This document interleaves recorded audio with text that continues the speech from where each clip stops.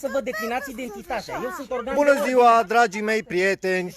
Suntem reținuți de poliție pentru că am venit cu copiii în parc, iar copiii noștri au urcat pe tobogan. Și acum poliția română, poliția locală, acel minunat domn, dar mai ales acest minunat domn, aș vrea să cunosc numele, Deci nu aveți dreptul. numele dumneavoastră. Dumneavoastră nu aveți Ce dreptul n-am să mă filmați fără acordul meu. Da? Dacă Dumneavoastră aveți aveți spațiu public, așa, o să sunt fiți live pe chemați în Facebook. instanță, să Vă rog știți. frumos. Foarte bine. Vă rog frumos să mă Deci chemați o să în fiți chemați instanță. Nu Vă rog aveți frumos. acordul meu, Asta să era mă problema în filmați România, numele că doi justiției. copii mici, Problema doi este că copii trebuie mici să cu vă sindrom declinați Down, identitatea, doamnă. doi copii mici cu Doamnă, vă dezabilități, declinați identitatea. Nu puteți să s-au spuneți dus, numele băi, cu oameni data buni. nașterii. Băi, oameni buni, voi sunteți normali. Ia uitați-vă puțin, oameni buni. Salut! Ia uitați-vă voi puțin. Suntem cu copiii în parc. Să vedeți și voi în ce țară trăim, măi, oameni buni. Refuză să-și decline identitatea. Băi, Spuneți oameni, data băi, oameni nașterii, buni. n-ați născut. Deci, cei doi copii ai noștri pe care îi cunoașteți cu toții, o țară întreagă, da? Am ieșit în parc cu ei, am ieșit în parc. Copiii, pentru că sunt copii, au făcut greșeala să se ducă pe acest tobogan. Distinsa doamnă de la poliția locală a considerat că acest lucru, copiii noștri de a se urca în tobogan, trebuie sancționat, trebuie eventual să fim arestați. Voi înțelegeți în ce țară trăim? Băi, oameni, voi înțelegeți în ce țară trăim? Voi înțelegeți? Asta era problema în România. Au rezolvat tot cu rasismul, cu discriminările, cu tot, măi, fraților, mă. Au rezolvat tot, voi înțelegeți? Noi eram problema. Noi cu cei doi copii ai noștri. Noi cu doi copii eram problema maximă în România. Asta este țara în care trăim. Asta este țara în care trăim. Serios, ia uite. Ia auziți ce spune aici domnul. Vrea să ne ia la secție. Cu doi copii mici, vrea să ne ia la secție. Trebuie să vă stabilesc identitatea. Vrea să ne ia la secție. Cristina Bălan, folosește Google. Folosește Google.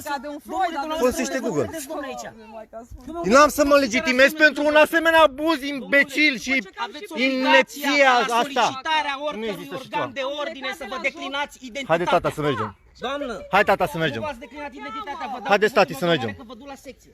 Deci, Trebuie să vă stabilesc baby, hai identitatea. să mergem. Așa spune legea. Vă mai repet pentru a nu știu câta oară. Dacă nu-mi spuneți numele și Vreau data să, nașterii, vă rog frumos, prieteni dragi, vă rog frumos, un avocat să mă sune acum. Vă rog din suflet, un avocat să mă sune acum. Rog pe cine este live, poliția română, oricine, să vină aici să lămurim acest aspect. Nu se poate! Nu se poate să facem asemenea tambălău, asemenea scandal de față cu copiii noștri. Suntem reținuți cu toți cu copii pentru că Toma și Matei ne-au scăpat din mână și s-au dus pe tobogane. Băi, oameni buni, ați luat-o razna. Măi, frate, am luat-o razna, de tot ne-a tâmpit pandemia, mă, frate. Nu mai judecăm, nu mai avem creier, băi, băiatule, bă. Nu suntem normali la cap. Uite-te, la ce asistă doi copii. El a găsit să facă legea. El a găsit să facă legea față de noi, mă. Ne-a găsit, mă, noi eram. Ăia care fură păduri, ăia care fură țara asta, ăia care fură indemnizație pentru copii cu handicap, bă, ăia nu plătesc, mă. Ăia primesc pensii speciale, ăia primesc tot. Ăia sunt pupați în cor și ridicați în slăvi. Și noi, pentru că s-au dus copii pe tobogane, băi, oameni, voi înțelegeți? Voi înțelegeți în ce țară trăim? Uită la el, că de 20 de minute, de jumătate de oră, are de spus lucruri.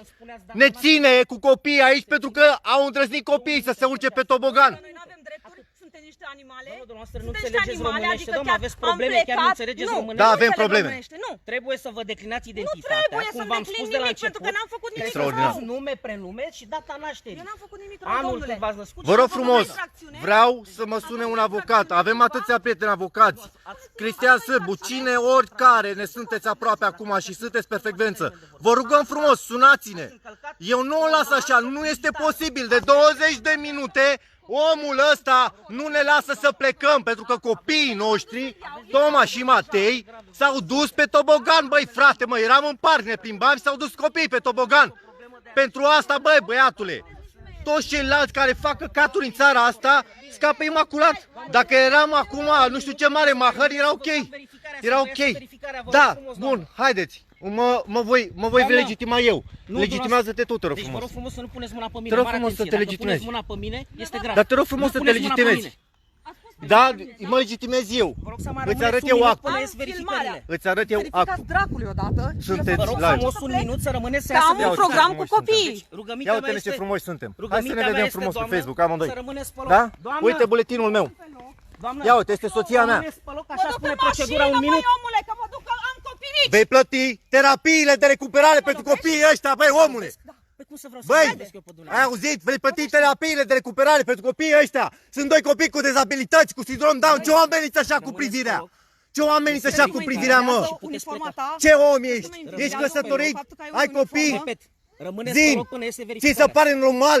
Ți se pare normal să te Prezentați poți și așa? dumneavoastră actul de Uite identitate. actul meu de Alexandru identitate. Paraschiv este numele Cum? meu. Alexandru Paraschiv. Da. La ce unitate? De Poftim? cine La aparții? Serviciul de Intervenție Serviciu de al intervenții. sectorului 4, dar Bun, vreau să îmi pare prezentați foarte actul de bine. Uite-l aici. identitate. Stați să vă Bălan notez datele. Gabriel. Trebuie să vă notez Bălan datele. Gabriel, te rog Cu tot frumos, respect. la mine în mână rămâne. Vino cu acul La acela. mine în mână rămâne. Stai să deschid ușa la secundă copii. să pot să vă datele. Să deschid Vino. ușa la copii să Deschideți-o, intre în nu mai mașină. țipați. Cum să nu Nu țip mai după ce mi-ai țipați, țipat că- jumătate de oră la Nu mai soție? țipați, vă rog frumos. Ce vrei să mă bați? Vrei să-mi dai una? Ești la pe Domnule, Facebook, te rog sunteți frumos. instigator. Eu Sunteți instigator? insuflet. Am Sunteți venit cel mai să-mi mare apăr instigator. nevasta pentru că de un sfert de oră ați încolțit-o. Ați încolțit-o pentru că copiii noștri s-au dus pe tobogan. Vezi că în seara asta vei fi la toate știrile. Zic de acum. Arătați-mi buletinul. Uite-l aici. Da? Hai, notează. Bălan Gabriel. Vreau și în numele tău, te rog frumos. Țineți-l pe loc că îl mișcați și nu pot să văd. Vreau și în numele tău, te rog frumos. Numele meu pentru ce-l dorești? Sunteți obligați să vă legitimați, ca să nu zic că trebuie să-mi dați o carte de vizită acum. Cu numărul vostru de telefon și cu tot. Nu, ps. Dar voi Sunteți nu v-ați- obligați. Voi nu v-ați prezentat. Sunteți obligați. Nu ne-am prezentat. Ce am făcut? Ce am făcut? Zim, te rog frumos. Spune acum. Live pe Facebook. Ce anume am făcut? Care... Ce Domnul am Golan, încărcat? sunteți Care a liberi fost să mergeți. crima? Pentru Care a astăzi fost o să fiți crima? dumneavoastră Care a fost crima? sancționat pentru tulburarea liniștii Care a și fost ordinii crima? publice. Vă rog frumos. Sunteți liberi Chiar să vă rog mergeți. frumos. Doamnă, vă rog frumos numele Doamna dumneavoastră. va fi sancționată Doamnele, pentru nu- nerespectarea doamnă, numărul- ordonanței militare. Doamnă, vă rog frumos. Vă rog frumos să ne înhărțuiți Numele pe dumneavoastră. reguli. Numele Vă și rog gradul frumos dumneavoastră să și ne unde înhărțuiți, sunteți. colega, domnule. Nu, vă rog frumos să-mi spuneți acum. Cine sunteți În dumneavoastră regulă, să se sunteți pe legitimeze? registrare. Foarte Sunteți pe bine, o să fiți registrare. sancționat pentru tulburarea liniștii și ordinii. Sigur că da, iar dumneavoastră Iar veți fi soția sancționat, dumneavoastră da? va fi sancționată pentru nerespectarea ordonanței militare. Așa, în Vă rog regulă. frumos să mergeți, nu mă mai Și pentru hărțuirea copiilor mei, cine este responsabil? Pentru crima de a se urca în Sunteți tobogan. niște părinți Pentru- responsabili și după părerea mea cu probleme la cap. Da? Asta este fix părerea Te mea. rog să mai spui. Te rog să mai spui. Mai spune lucruri de genul ăsta, că sunt foarte în avantajul tău. Sunt foarte în avantajul tău, spun sincer. Abia aștept să ne reîntâlnim când o să-ți cer scuze față de noi, jur. Nu e normal, nu este uman să te porți așa, nu e normal. Nu e normal să te porți așa. Nu este normal. Ce să semnezi pentru Deci ce? nu semnați. În regulă, la revedere. Pentru tulburarea liniștii publice, după ce ai amenințat-o, după ce ai privit-o cu ochi de ucigaș pe o femeie cu doi copii mici cu dizabilități, după ce ți-a spus ce respectă în legea, mă, s-au dus copiii pe tobogan, ești normal?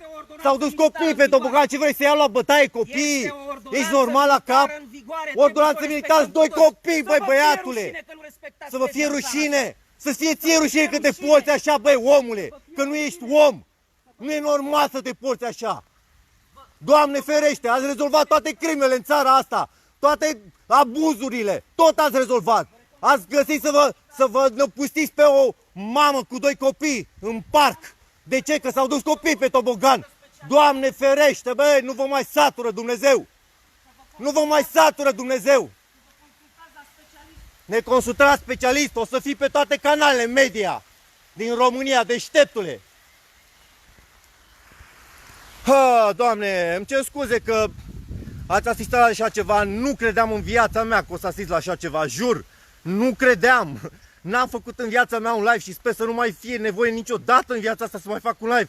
Bă, o iau razna, mă! O iau razna după ce că toți căcații în țara asta nu fac nimic pentru cu oamenii cu dizabilități, pentru copiii cu dizabilități, după ce că ne fură și ne bagă pumnul în gât, vine căcatul ăsta cu ochi, s-a găsit el marele războinic al luminii.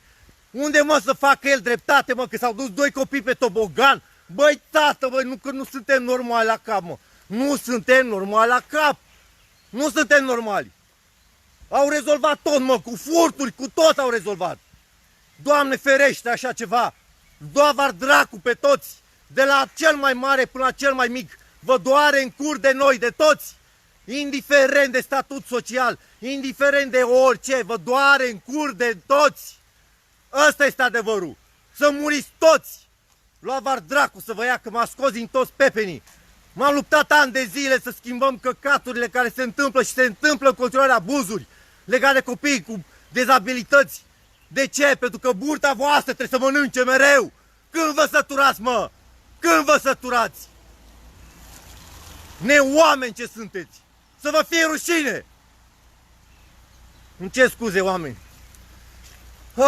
Doamne, așa ceva. Eu nu mai sunt om. Nu mai sunt om. Vă rog frumos, după ce o să termin live-ul ăsta, să vă uitați în urmă, să asistați și voi, să vedeți ce priviri criminale iar îi trăgea Cristinei, măi, oameni buni, mă.